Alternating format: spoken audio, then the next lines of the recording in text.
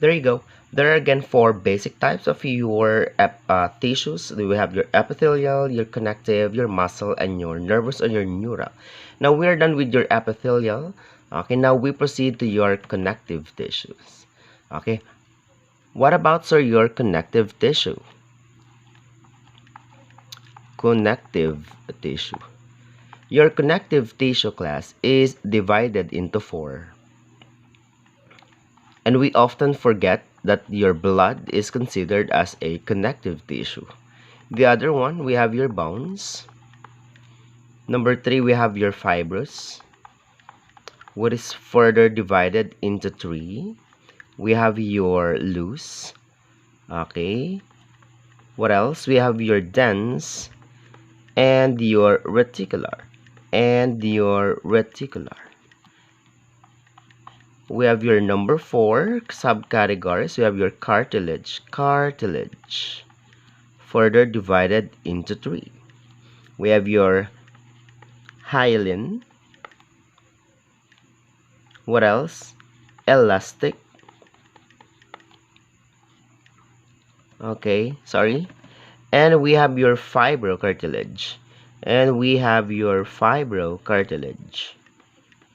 Again, okay, the second type of your tissue, aside from your epithelial, we have your connective tissue, which composed of your four subcategories: your blood, your bones, your fibrous, and your cartilage. This is just a summary class. We will go over them. Okay? How about, sir, the third type of your tissue? We have your muscle. Your muscle is divided into three. We have your smooth muscle. Okay, your smooth muscle, which is considered as voluntary or involuntary. Involuntary. Okay, involuntary. This smooth muscle usually, okay, those are the muscles that form on the walls on the hollow organs except your heart. Walls on hollow organs except your heart.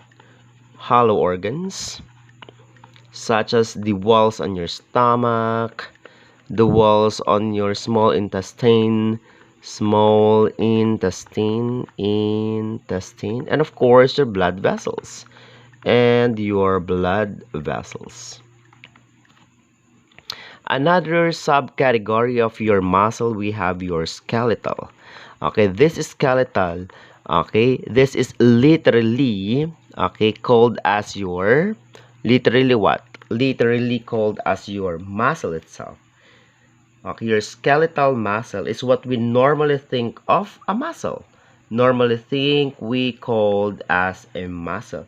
It is the meat of animals and constitute about 40% of a person's body weight. So as the name implies, skeletal muscle, they attach to the skeleton and enables the body to move.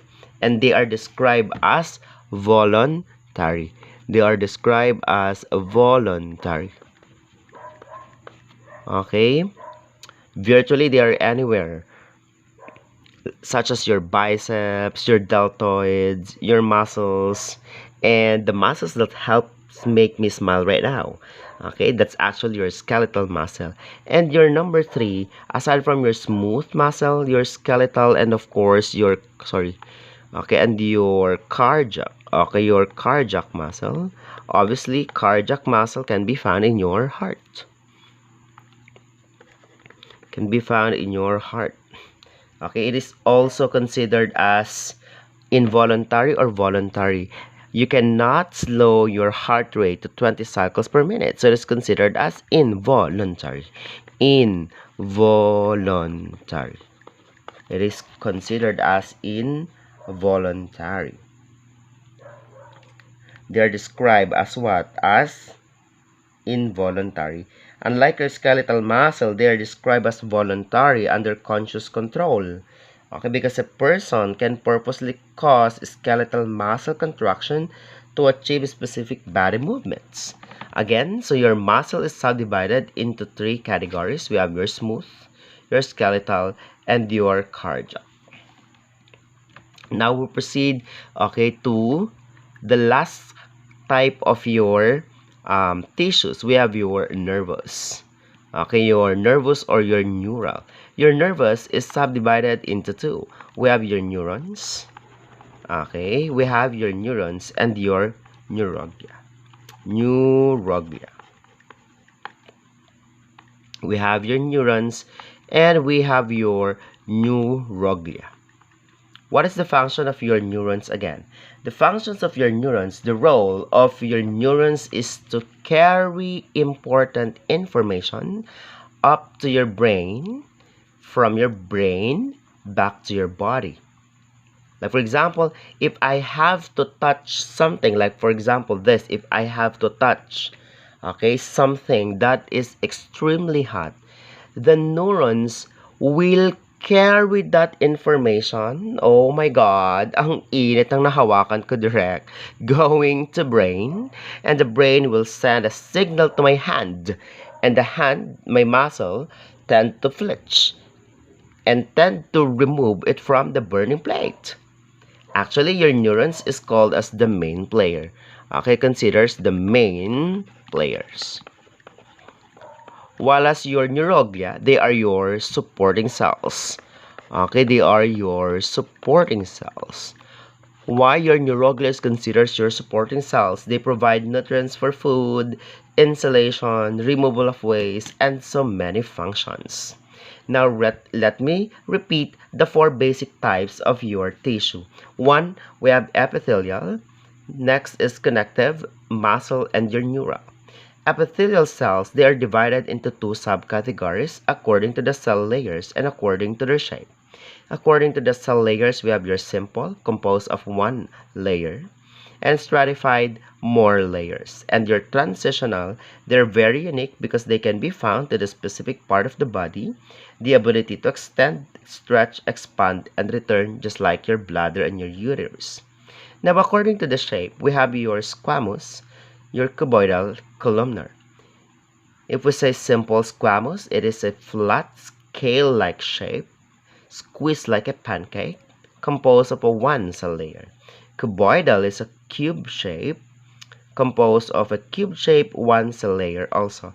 And columnar, okay, similar to that of the structure of a column, one single layer. Now it is classified as your stratified squamous. It is a more layer of a flat, scale-like structure.